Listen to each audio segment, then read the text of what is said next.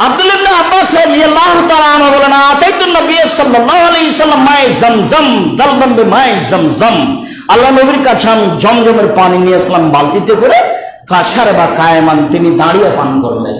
জমজমের পানি দাঁড়িয়ে পান করতে হবে, এটাই সুন্নাত। মাও জমজম খায়রু মাইনুল আজিলার, যে মাটির উপরে যত পৃথিবীতে পানি আছে তার সবচেয়ে উত্তম পানি হচ্ছে জমজমের পানি। জমজমের পানি দাঁড়িয়ে পান করার জন্য তিনি বলেন জমজমের পানি যে উদ্দেশ্যে পান করা হবে সেটাই পূর্ণ হবে।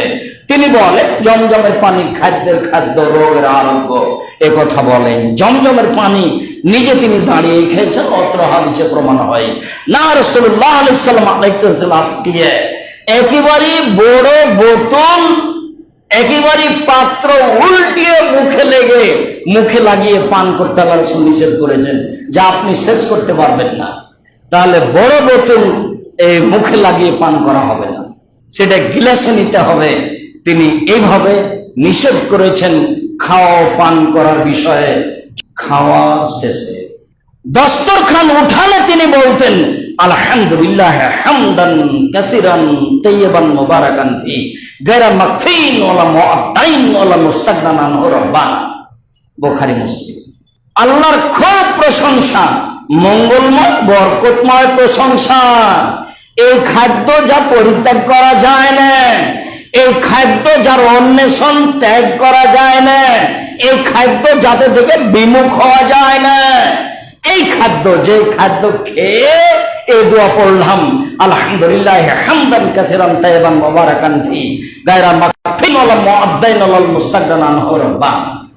আবু আইয়ুব আনসারী রাদিয়াল্লাহু তাআলা আনহু বলেন, কানা নবী সাল্লাল্লাহু আলাইহি ওয়াসাল্লাম আকালা আও শারবা, যখন আল্লাহর নবী খেতেন বা পান করতেন, যখন আল্লাহ নবী খেতেন বা পান করতেন বলতেন আলহামদুলিল্লাহিল্লাযী আত'আমা ওয়া সাকা ওয়া সাওয়াগাহু ওয়া জাআলা লাহু মাখরাজা।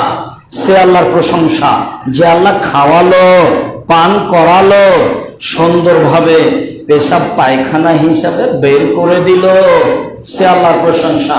আলহামদুলিল্লাহিল্লাযী আত'আমা ওয়া সাকা ওয়া সাওয়াগাহু ওয়া জাআলা লাহু মাখরাজা।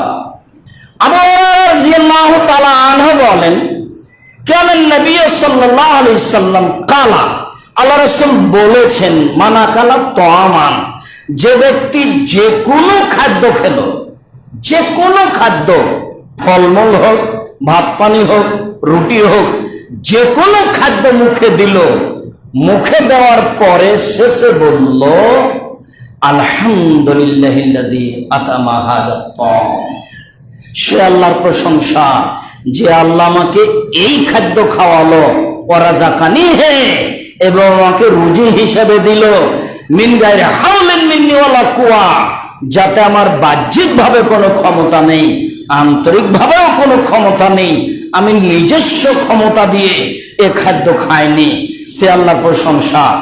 এই দোয়াটা যদি কেউ বলে গফিরা লাহু মা তাকাদ্দামা মিন জামবিহি, তার অতীতের সব পাপ ক্ষমা হবে। তাহলে এই দোয়া তোর ভিন্ন দোয়া হয়ে গেল।